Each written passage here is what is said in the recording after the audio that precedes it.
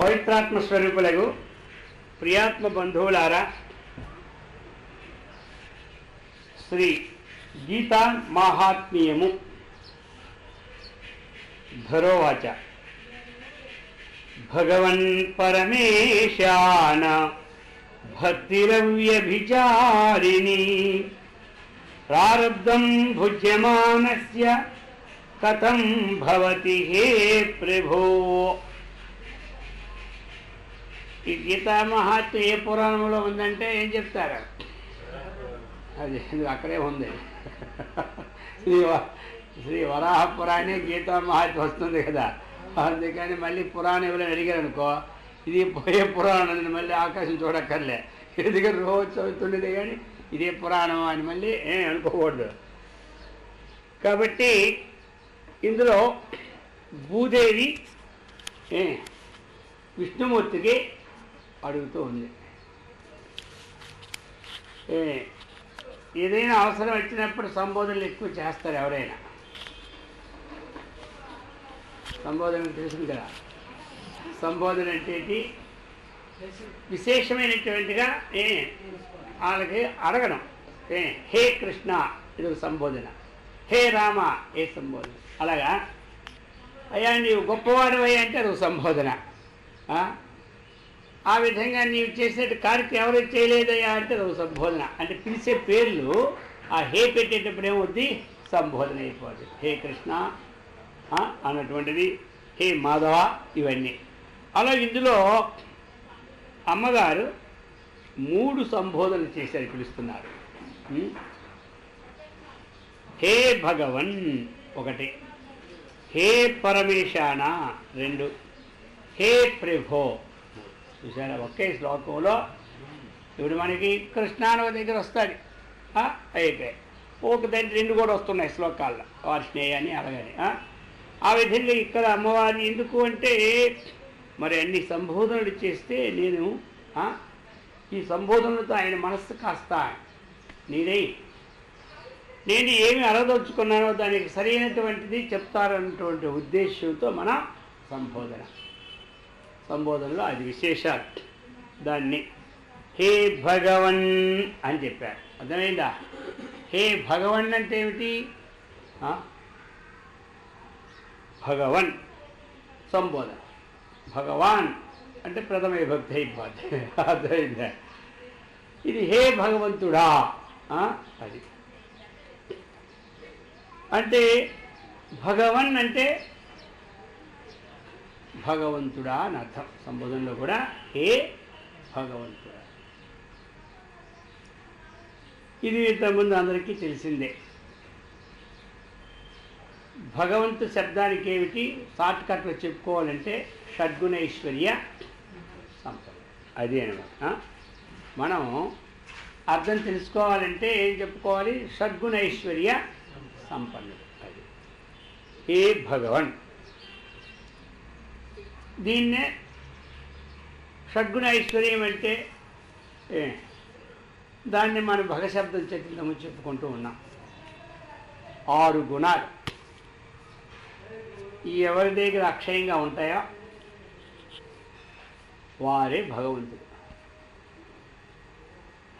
క్షయమైపోతే భగవంతుడు కాదు. ఈ 6 పూర్ణంగా ఉండాలి. ఏ 6 అంటే చెప్పండి? ఐశ్వర్యం, యశస్సు, ఐశ్వర్యం, యశస్సు, ఇంకా ఏమిటి? కీర్తి, ఇంకా ధైర్యం. మళ్ళీ అదే వేరే అదేవలే ఇచ్చాడు, అది మళ్ళీ వేరే గుణాలు వస్తాయి. షడైతే ఏతతిష్టంతి తత్రాయణ. ఇందులో ఏమిచ్చాడు? ఐశ్వర్యస్య సమగ్రస్య వీర్యస్య యశస్శ్రేయః జ్ఞాన వైరాగ్యయోశ్చైవ షణ్ణాంభగ ఇతేరిన. సంపూర్ణమైన ఐశ్వర్యం, సంపూర్ణమైన కీర్తి, సంపూర్ణమైన సామర్థ్యము, సంపూర్ణమైన ధనము, సంపూర్ణమైనటువంటి జ్ఞానము, సంపూర్ణమైనటువంటి వైరాగ్యం. ఈ 6 ఎవరి దగ్గర ఉంటే ఆయన పేరే భగవంతుడు.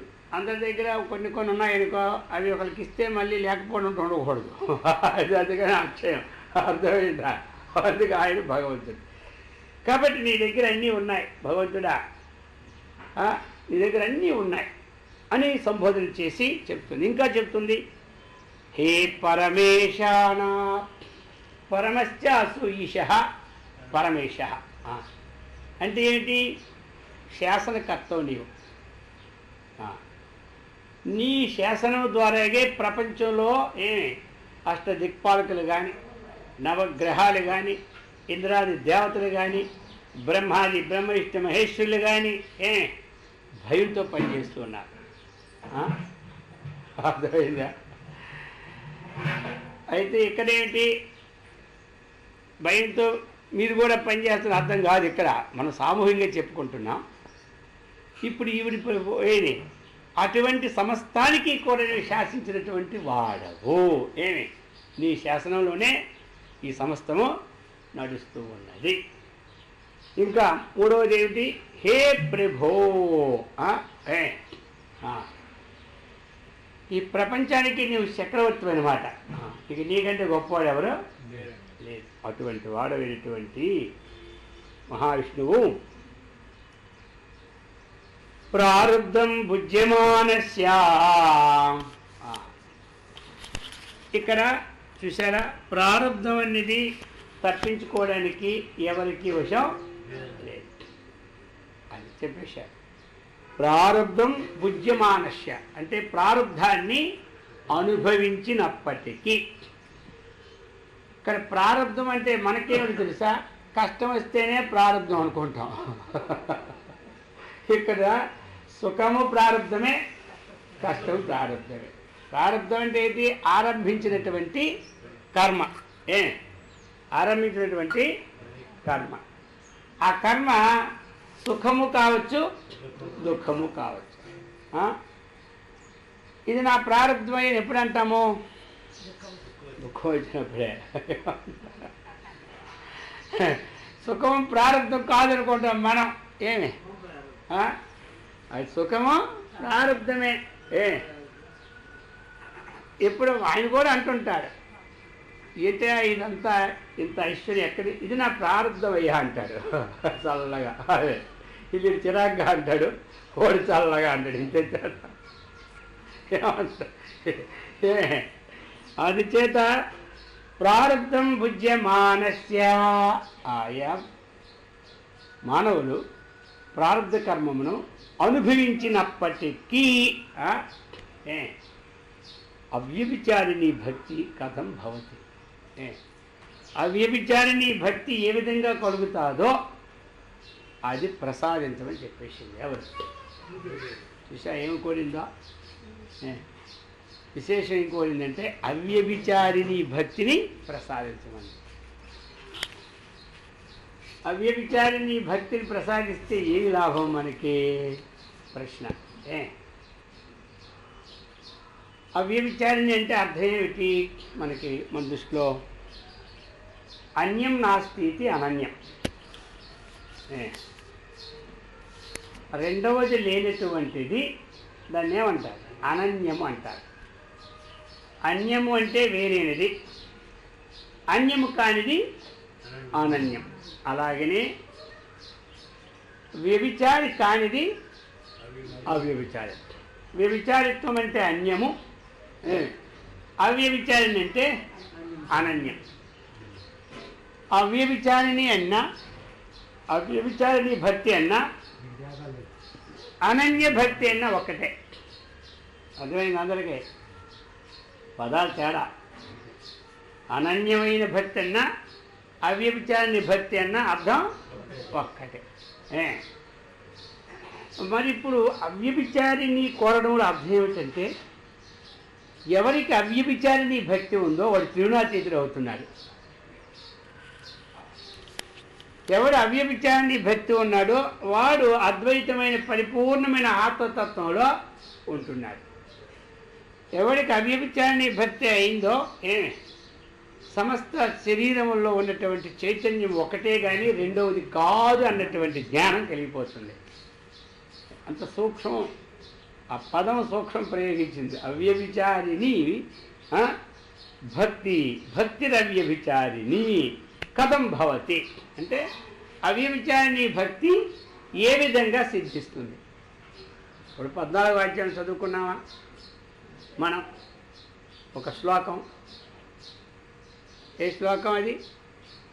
సగుణాన్ సమతీత్యైతాన్ బ్రహ్మభూయాయ కల్పతే.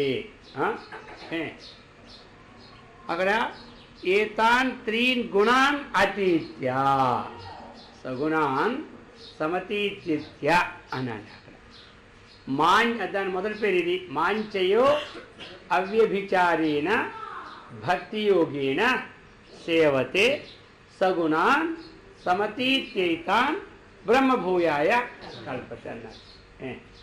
14వ అధ్యాయంలో మాంచయో అవ్యభిచారేణ భక్తియోగేన, మాం నన్ను కూడా, నన్ను యహ ఎవడు, అవ్యభిచారిణి భక్తి యోగేన అన్యము కానటువంటి అనన్యమైనటువంటి, ఏమి అంటే ఏమిటి, సర్వములో ఉన్నటువంటి వాడు ఒక్కడే, తానే అన్నిట్లో ఉన్నాడు, తనలోనే అన్నీ ఉన్నది అన్నటువంటి భావం ఏదుందో ఈ భావం పేరు ఏం పేరు? అవ్యభిచారిణి భక్తి. అర్థమైందా? దీని పేరు ఏమంటారు? అనన్య భక్తి. అనన్యాశ్చింతయంతో మాం ఏ జన పరిపాసతే అన్నారా? మరి అన్నారు కదా, అదే అనమాట. అందుచేత అన్యము కానటువంటిది, రెండవది లేనటువంటిది, ఆ తత్వం ఉన్నటువంటిది ఒక్కటే అన్నటువంటి భావన ఇదనమాట. వీరికి ఏమవుతారు?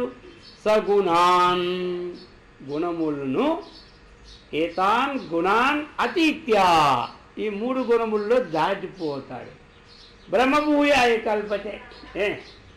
ఈ భక్తి ఉన్నటువంటి వాడు ఆ తత్వమసి మహావాక్యాన్ని అర్థం చేసుకొని అహం బ్రహ్మాస్మి బ్రహ్మైవాహమస్మి అన్నటువంటి బ్రహ్మభూయాయ కల్పతే ఆ వాక్యాన్ని సమర్థులవుతాడు. దాంతో ఏమవుతుంది? జీవన్ముక్తి ప్లస్ విదేహముక్తి లభిస్తుంది. అందుకని ఇక్కడ మొట్టమొదట అడిగింది, ఇంత అర్థం పెట్టుకొని అమ్మగారు సం భగవన్ పరమేశాన భక్తిరవ్యభిచారిణి ప్రారబ్ధం భుజ్యమానస్య కథం భవతి హే ప్రభో. మానవులకి ఇటువంటి స్థితి ఎప్పుడు కలుగుతుంది, ఎట్లా కలుగుతుంది అని అడుగుతుంది. అంటే ఇప్పుడు చెప్తున్నారు భగవంతుడు. శ్రీ విష్ణురువాచ ప్రారబ్ధం భుజ్యమానోపి గీతాభ్యాసరత సదా సముక్తః సుఖీ లోకే కర్మణా నోపలిప్యతే అంటున్నారు. ఇప్పుడు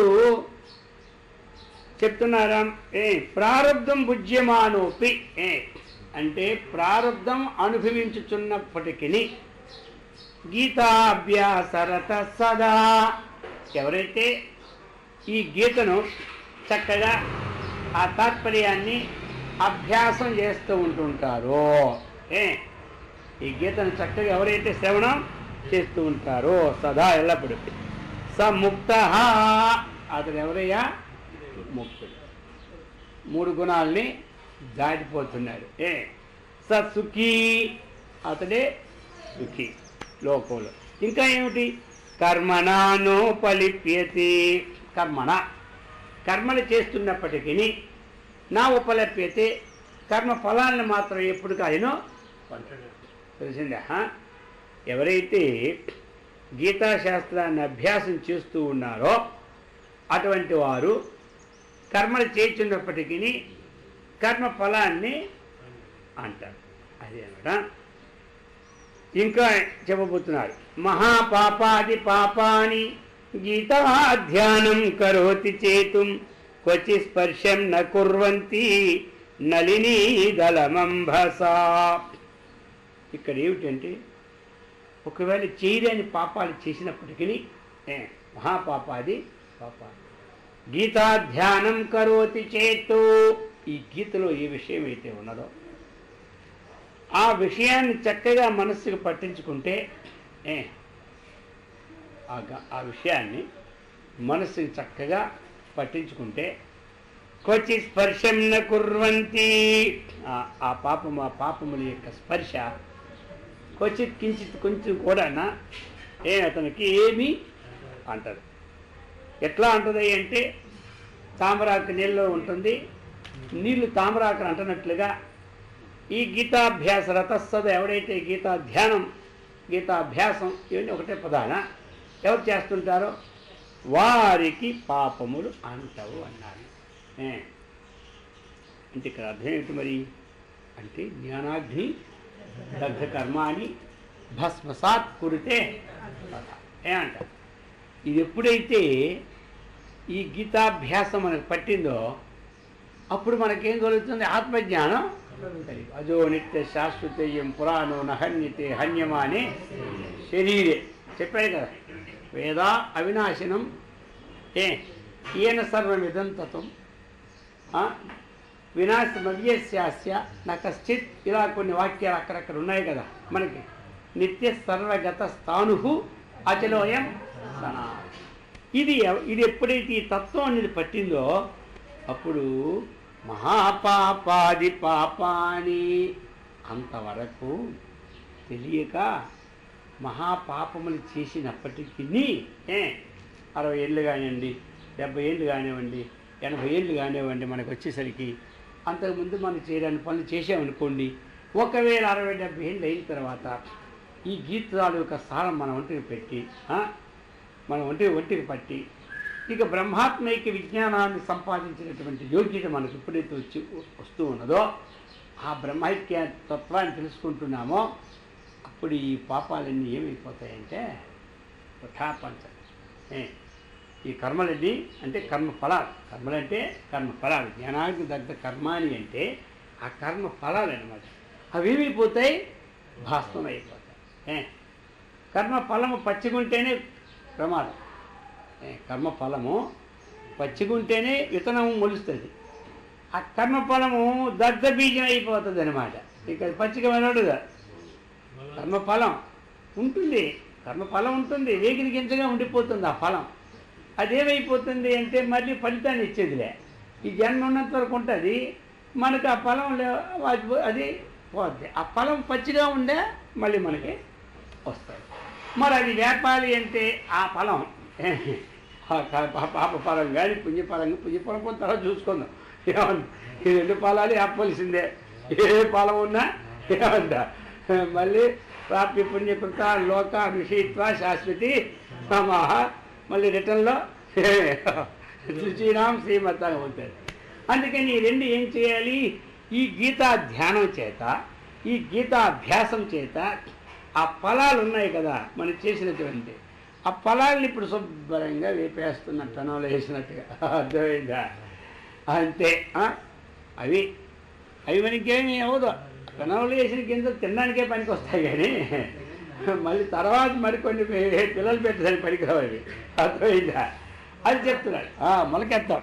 అందుకు జ్ఞానాజ్ఞ అన్నట్టుగా ఇక్కడ మహాపాపాది పాపాని గీతాధ్యానం కరోతి చేత్ వచ్చి స్పర్శం న కుర్వంతి.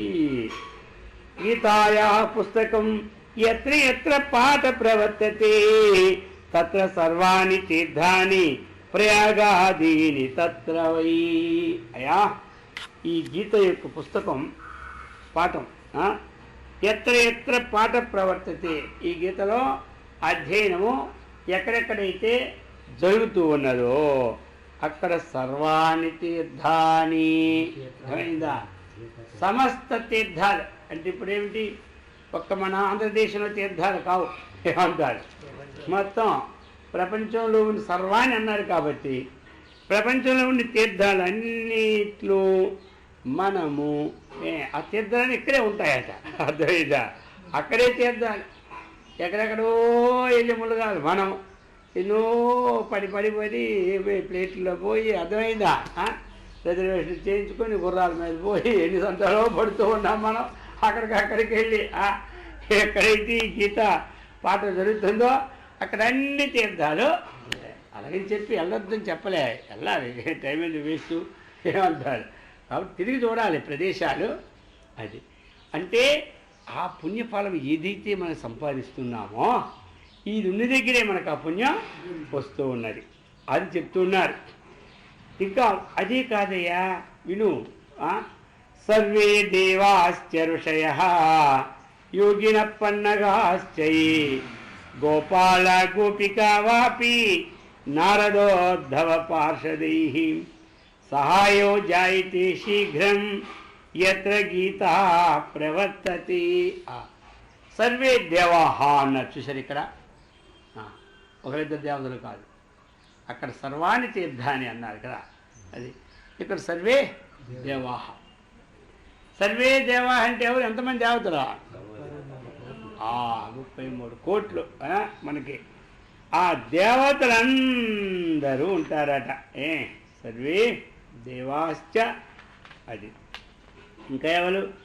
సర్వే ఋషయః. ఎంతమంది ఋషులు ఉన్నారో, సప్త మహర్షులు మొదలుపెట్టుకొని సూతులారు, సౌనకాది మహామునులు, విశ్వామిత్ర మహర్షి, అలాగే ఎంతమంది వశిష్ఠ మహర్షి, ఋషులందరూ సర్వే అనే పదం అన్నిటికీ రావాలి. అక్కడ ఆ దాంట్లో సర్వే పదము అన్నిటికీ రావాలి. అందుకు సర్వే దేవాహ, సర్వే ఋషయః. ఇంకా ఎవరు? సర్వే యోగినః. యోగులు ఎవరైతే ప్రయత్నం చేస్తూ ఉన్నారో, సమంకాయసరో గ్రీవం ధారయన్ నచన స్థిర, అలాగే జపము ధ్యానము ఏదో ఒకటి, ఈ ప్రయత్న పనులందరూ ఎవరు? యోగులైన వాళ్ళు. అటువంటి యోగులందరూ అక్కడే. పన్నగాశ్చయ, వాసుకి మొదలు సర్పాలు కూడా అక్కడే. ఇంకా ఆలే కాదయ్యా, గోపాల గోపికా వాపి. ఎల్లప్పుడూ కూడా భగవంతుని మనసు పెట్టేవారు ఎవరంటే గోపాలు, గోపికలు అన్నమాట. వాళ్ళందరూ కూడా. ఇంకా ఆలే కాదు, చెప్తున్నారు సమాచార శాఖ మంత్రి అయినటువంటి నారదుడు. అర్థమైందా? కాబట్టి ఆ నారదుడు, ఈ ఉద్ధవుడు, పార్షుడు, వీళ్ళందరూ సహాయో జాయితే శీఘ్రం, గబగబా పోతారట. ఎక్కడ గీత పారాయణ జరుగుతుంటుంటే తొందరగా అయిపోద్దేమో, ఆలక గాబరు ఉంటుంది, మనకేం గాబరు ఉండదు. మళ్ళీ రేపు మనం వెళ్ళేది మొదటి మళ్ళీ ఇవాళ తప్పిపోతే ఏం పోయింది, రేపు మళ్ళీ ఉండదు కదా. వాళ్ళకి అంత తొందరగా బయలుదేరిపోతుంటారట. అర్థమైంది? సహాయితే శీఘ్రం, శీఘ్రం సహాయో జాయితే శీఘ్రం, శీఘ్రం జాయితే గబగబా పోతుంటారట. పరణ అయిపోద్దినా. ఎత్ర గీతా విచారశ్చ పఠనం పాఠనం శ్రుతం తత్రాహం నిశ్చితం పృథ్వీ నివసామి సదైవ హి. ఓ భూదేవి విను, అందరి సంగతి చెప్పారు కానీ నీ సంగతి ఏం అడుగుతావేమో. అర్థమైందా? వాళ్ళు పోతున్నారు, వీడు పోతున్నారు అంటున్నారు, మీరు మాత్రం వైకుంఠంలో కూర్చుంటారా అని అంటారేమో. విను, ఎక్కడైతే గీతా విచారం జరుగుతుందో, విచారం అంటే పరస్పరం ఇది గీత, ఇది విషయాలు, ఇది ఆత్మ, ఇది అనాత్మ, ఇది దేహము అని జరుగుతుందో, ఆ విధంగా పఠనం ఎక్కడైతే గీత పారాయణ శ్లోకాలు జరుగుతున్నాయో, పాఠనం ఎక్కడైతే గీత చెబుతూ ఉంటుంటారో రాని వాళ్ళకి, అటువంటి దగ్గర తత్ర ఆయా స్థలాల్లో అహం నిశ్చిత్య నివసామి సదా, నేను నిశ్చయంగా ఎల్లప్పుడూ అక్కడ ఉంటానన్నారు. చూసారా? ఎల్లప్పుడూ భగవంతుడు ఉంటాడు, అక్కడే ఉంటాడు, ఇక్కడే కనిపెట్టుకొని ఉంటాడు. అందుచేత ఇంకోసారి చెప్తున్నాను, విని ఎంతెందుకు చెప్పేస్తున్నాను అంటున్నాడు. గీతా శ్రేయోహం తిష్టామి, అహం గీతను ఆశ్రయించుకొని నేను ఉన్నాను అంటున్నాడు. గీతా మే చోత్తమం గృహం గీతా జ్ఞానముపాశ్రిత్య త్రీన్ లోకాన్ పాలయామ్యహం. మే ఉత్తమం గృహం ఏమంటావా? మనం గృహం ఉత్తమం అంటే ఏమనుకుంటాం చెప్పండి? మధ్యము, ఉత్తమం, అధమం 3 రకాలు ఉన్నాయి మన గృహాలు. మధ్య గృహం అంటే ఈ మూలగా, అర్థమైందా? అధమ గృహం అంటే ఇంకా ఆ రోడ్డుని కురిసిల్లాగా ఉంటాయి. ఇక ఉత్తమ గృహం అంటే మంచి బ్రహ్మాండం, లోనకి వెళ్తే మన ముఖం అర్థం అక్కర్లేదు, బ్రహ్మాండం కనబడుతుంటుంది. అవి కనబడే అంత జారి పడిపోతున్నాయి, అందరి కాళ్ళు ఇరిగిపోతున్నాయి. అర్థమైంది ఇప్పుడు వచ్చింది కూడా. అందుకని ఎవరు మాత్రం బండలు మాత్రం అంత అద్దాలు అటు వేసుకోకండి, పోతే పోయింది, లేకపోతే మన కొంపే ములిగిపోయినా. కాబట్టి ఈ ప్రకారంగా ఇవన్నీ మనకి అందులో అన్నీ ఉండాలి. ఏసీలు డీసీలు అన్నీ మొత్తం ఎక్కడ పట్టుకోవడానికి ఒక పట్కారు, తీయడానికి ఒక పట్కారు, ఇవన్నీ ఉంటే మనమే గృహం అంటాం, ఉత్తమం గృహం అంటాం. అయిందా? నాకేంటి ఉత్తమ గృహం అంటే ఈ గీతే అంతర్యంలోది కాదు. కాబట్టి అందరికీ గృహాలు ఇచ్చింది కదా. భగవంతుడు అంటున్నాడు నా గృహం ఏమిటి తెలుసా, ఏమి నా గీతే నా గృహం అంటున్నాడు. ఎవరు? భగవంతుడు. ఏంటి అందరూ అంటే చూస్తున్నాడు, ఏంటి విశేషమా? సరే, కాబట్టి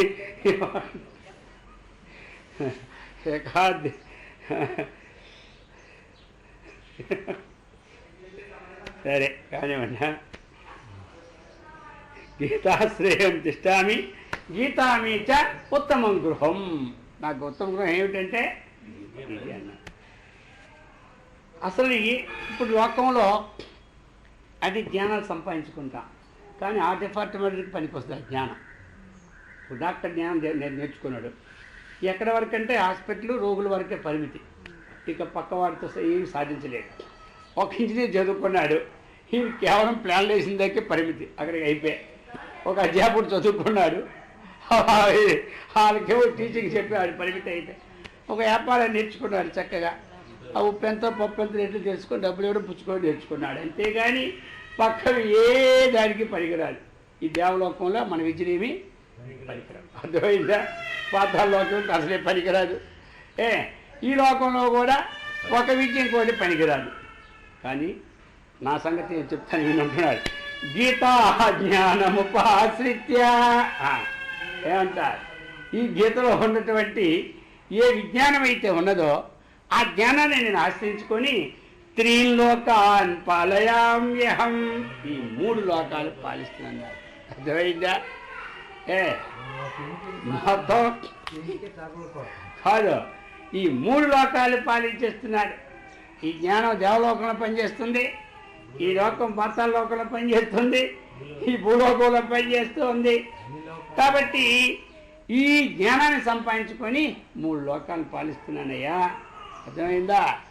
అందుకని ఈ జ్ఞానం తెప్పించుకొని నువ్వు సంపాదించుకోమని చెప్తున్నారు మన మానవులందరికీ. 3 లోకాలు కాకపోయినా మన ఇల్లైనా మనం రక్షించుకుంటే చాలు. 3 లోకాలు పాలించిన ఫలితం ఇంటికి వెళ్ళి రచ్చకెళ్ళమన్నాడు. అందుచేత చెప్తున్నాడు త్రీలోకాన్ పాలయామ్యహం. సరే, ఇప్పుడు చెప్పుతున్నాడు గీతామే పరమా విద్య బ్రహ్మరూపాన సంశయ అర్ధమాత్రాక్షరానిత్య స్వనిర్వాచ్య పదాత్మిక చెప్తున్నారు. ఇప్పుడు అయ్యా, లోకంలో విద్యలన్నీ ఉన్నాయి. ఆ విద్యలన్నీ కూడా గొప్ప విద్య పేరు దేనికి లేదు. అయిందా? ఇది ఎలాంటిదంటే పరమా విద్య. ఈ గీత ఉంది కదా, నా యొక్క సంబంధమైన ఈ గీత ఏముందో ఇది ఏమిటంటే పరమా విద్య బ్రహ్మరూప. ఇదేమిటంటే బ్రహ్మ విద్యా రూపమైనటువంటి ముఖ్యమైనటువంటి విద్య. ఇందులో సంశయమే లేదు. ఎందుకంటే గొప్ప విద్య ఉన్నదా అంటే ఇంకా లేదు. కాబట్టి అయితే లోకంలో ఇవన్నీ గొప్పవి కావా? గొప్పవే. ఇవన్నీ వీటికి ఉన్ని విలువ వీటికి లేకపోలేదు. అంటే పరమార్థంలో మన తత్వాన్ని పొందింప చేయడానికి, మన స్వాత్మనిష్టలో ఉండడానికి ఈ విద్యలు పనికిరా. ఈ విద్యలన్నీ జీవనోపాధి కోసం ఉండాలి, లేకపోతే ఇవి తక్కువేం కావు. ఇవి చాలా గొప్ప విద్యలు. ఇన్నాళ్ళు ఒక్క ఫోన్ మాట్లాడాలంటే పూర్వం స్టార్టింగ్లో ఒక దగ్గరికి వెళ్ళి టంకాలు ఇస్తే అది ఎప్పుడు వస్తుందో 3 గంటలకు కూర్చుండాలి. అది వచ్చి మనం వెళ్ళిపోయానుకో మళ్ళీ 3 గంటలే, నీకు వెళ్ళిపోమని అంటారా. ఈ టంకాలు పడి ఎంత చేసేవాళ్ళు మొదట్లో. అర్థమైందా? ఇప్పుడు సెల్లో ఎక్కడికి పడుకొని లేవక్కర్లేదు, కూర్చొని మాట్లాడుకోవచ్చు హాయిగా. ఏముంటాయి ఇక ల్యాండ్లు పోయా. కాబట్టి ఆ ప్రకారంగా ఇంత టెక్నాలజీ వచ్చింది. విద్యలు కావా? ఇది బ్రహ్మాండమైన విద్య. ఎవరు కనిపెట్టాడు కానీ అమెరికాలు కొడితే 2 నిమిషాల నుంచి పడిపోతుంది. ఇక్కడ కొడితే అక్కడికి వెళ్ళిపోతూ ఉందా. ఇదంతా భగవంతుడు మొట్టమొదట ఈ దివ్య శక్తులన్నీ ఇచ్చినారు. ఆ శక్తిని ఇప్పుడు మనం బహిర్గతం చేస్తూ ఉన్నా, మనం పరిశ్రమ చేసి చేసి చేసి అంతే. కానీ ఈ శక్తులన్నిటికీ కూడా ఆధారమైన శక్తి ఏది ఉందో అది పరమా విద్య. దాని నుంచి ఇవన్నీ వస్తూ ఉన్నాయి. అందుకనయ్యా గీతా మే పరమా విద్య బ్రహ్మరూప. ఇక బ్రహ్మం అంటే ఏమిటంటే ఈ విద్యే బ్రహ్మస్వరూపం, ఎందుకంటే ఇంకేమీ లేదు.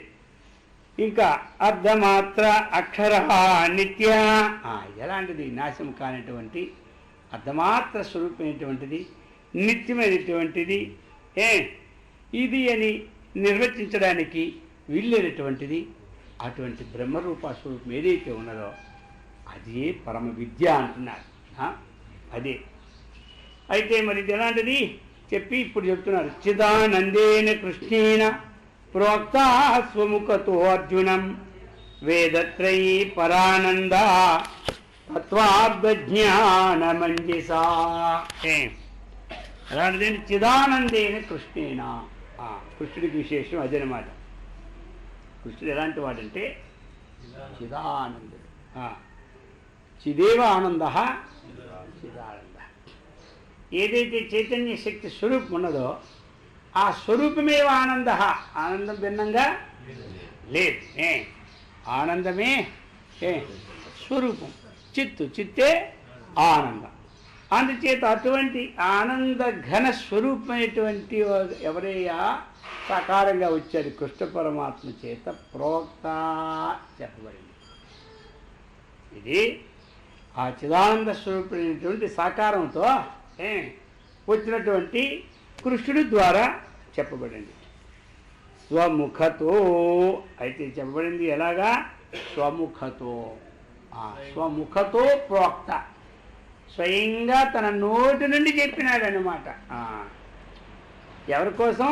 అర్జునం.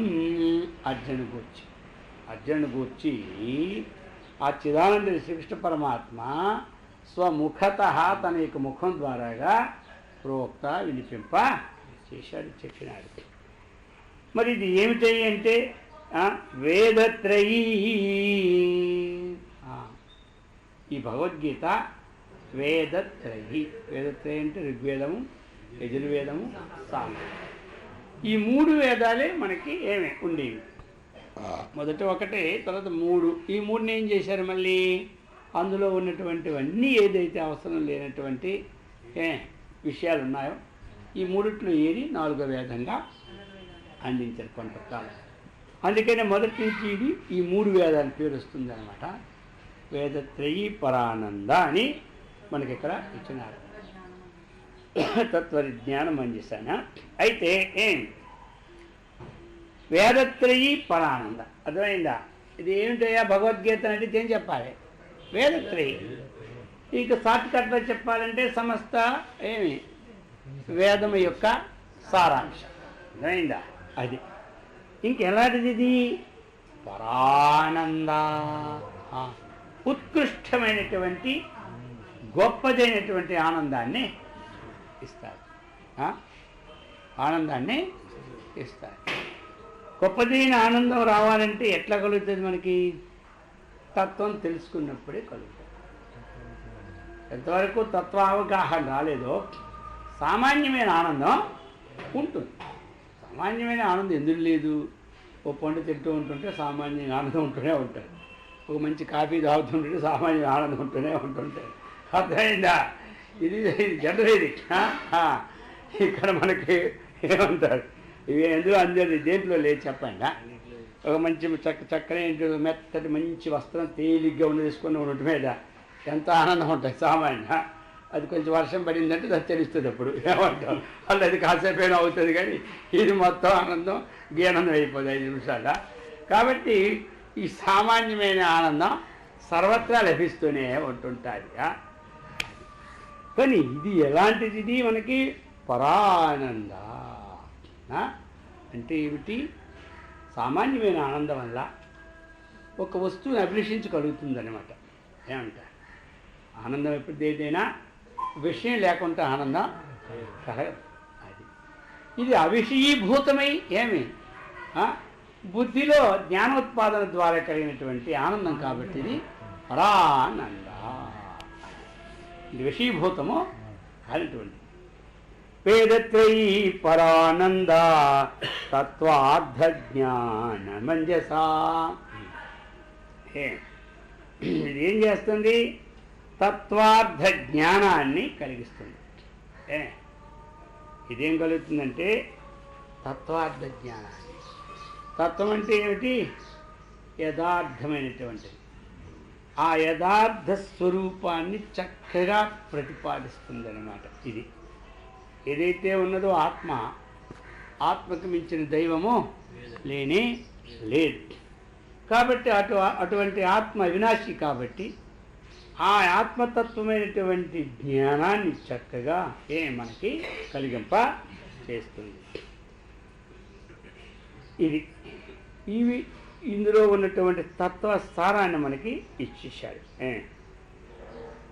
ఇందులో 8, 9 ఈ 2 శ్లోకాలు తత్వాన్ని చక్కగా మనకు ఆనందాన్ని కలిగినటువంటి విశేషాన్ని బోధించాడు. ఇప్పుడు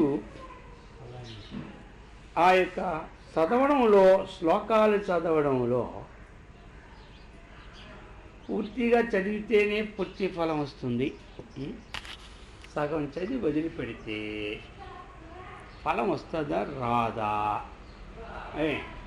రోజు ఒక అధ్యాయం 2 అధ్యాయాలు చదువుతుంది, ఒకసారి కూడా భగవద్గీత పూర్తి అవడం లేదు. ఏదో విఘ్నాలు వస్తూ ఉంటుంటాయి. నెలలకి కావడం లేదు, 2 నెలలకి కావడం లేదు. మధ్యన ఒక అధ్యాయికి వెళ్తా, మళ్ళీ ఏదో పని మానేస్తున్నా. అసలు అది చేసిన దానికి ఏమైనా లాభం వస్తుందా రాదా? అనవసరంగా నేను చదివి ఇది పని కాక ఫలము లేక 2 నష్టమైపోతాయి. ఒక బస్ట్ లాగేవిడే 2 నష్టమైపోతాయి కదా అని సందేహాన్ని మన మనసులో కొట్టుకుంటుంటే అర్థమైందా? అది నివారణకు చెప్తున్నారు. అయ్యా, ఒకవేళ నీకు చక్కనైనటువంటి స్థితి కలిగి పూర్వజన్మ పుణ్య ప్రారంభం ఉండి నువ్వు ఆ భగవద్గీతను చదవడానికి అర్థం చేసుకున్నటువంటి యోగ్యతగా నీకు పుణ్యవశాత్తు లభించింది అనుకో, 18 అధ్యాయులు కూడా చక్కగా, అప్పుడు మనకేం లాభం అంటే యో అష్టాదశ జపే నిత్యం నరో నిశ్చల మానస జ్ఞాన సిద్ధిం సులభతే తతో యాతి పరం పదం. ఎవడు అష్టాదశ జపే నిత్యం చెప్పమంటే అక్కడ జప చేసుకోవడం కాదు, అర్థమైందా? అవి 18 అధ్యాయాలు కూడా చక్కగా ఎవరైతే పారాయణ చేస్తూ ఉన్నారో, ఈ 18 అధ్యాయాలు కూడా ఎవరైతే చక్కగా తెలుసుకుంటూ ఉన్నారో, నరహ నిశ్చల మానస, ఎవరైతే ఏకాగ్ర చిత్తంతో ఈ 18 అధ్యాయాలు జపేత్, చెప్పంటే పారాయణ, అది ఆ పారాయణ చక్కగా ఎవరైతే చేస్తూ ఉన్నారు, ఇక అర్థాన్ని తెలుసుకుంటే ఇంకా అడగక్కర్లేదు. కనీసం ఆ పారాయణని ఎవరైతే బాగా చేస్తూ ఉన్నారో జ్ఞాన సిద్ధిం సలభతే, ఈ పారాయణ యొక్క ఫలం వలన ఈ ఆత్మానాత్మ విచారణ అన్నటువంటి సిద్ధి కలుగుతాయి. ఏది ఆత్మ, ఏది అనాత్మ, అనాత్మభావాన్ని వదలడానికి, ఆత్మభావాన్ని పట్టుకోవడానికి అది ఒక సిద్ధి అన్నమాట. అవసరం లేని విషయం మనసు నుంచి బయటికి పోవడం కూడా ఒక సిద్ధే. ఏమంటారు? ఇది ఒక సిద్ధి. సిద్ధి లేడు వదలగాడ, అటు చచ్చినా వదలలేడు, అర్థమైందా? అవసరమైన విషయం మనస్సుని పట్టుకోవడం కూడా సిద్ధే. అటువంటి జ్ఞాన సిద్ధిం సలభతే.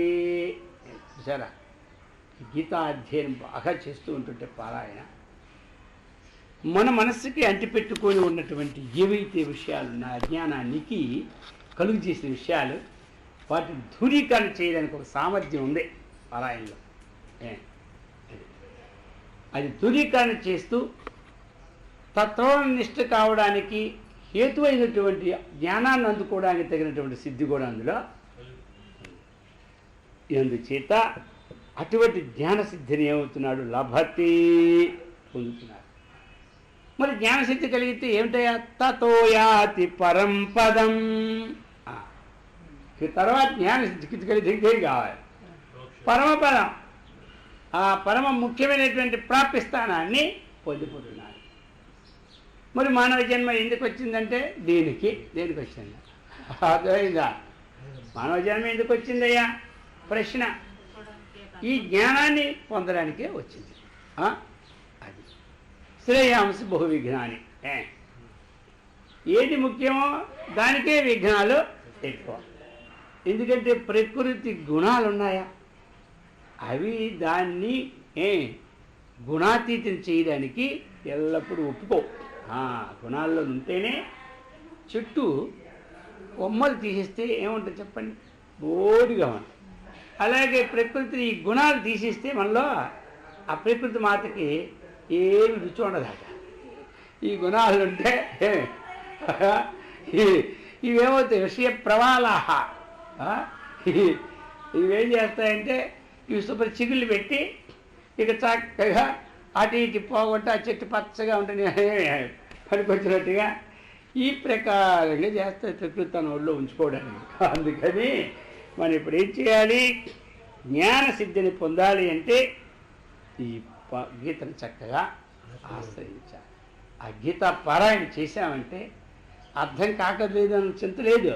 చెబుతున్నాడు జ్ఞానసిద్ధి వచ్చేస్తుంది అన్నమాట. ఆ జ్ఞానాన్ని పోగొట్టినటువంటి సామర్థ్యం వస్తుంది. తరువాత అంటావా, ఇక దానంతటది తెలిసిపోవాలి. దీని సారం ఏమిటో మనం వద్దన్న మనకి తెలిసిపోవాలి. తతో యాతి పరంపద, తత అనంతరం పరంపదం యా. ఆ పరమపద ప్రాప్తిస్థానాన్ని మనం పొందుతాం. అర్థమైందా? కాబట్టి అటువంటి పరంపదాన్ని, అటువంటి స్థానాన్ని పొందిన యోగ్యత నా భగవంతుడు మనందరికీ సదా రక్షించుగాక. ఓం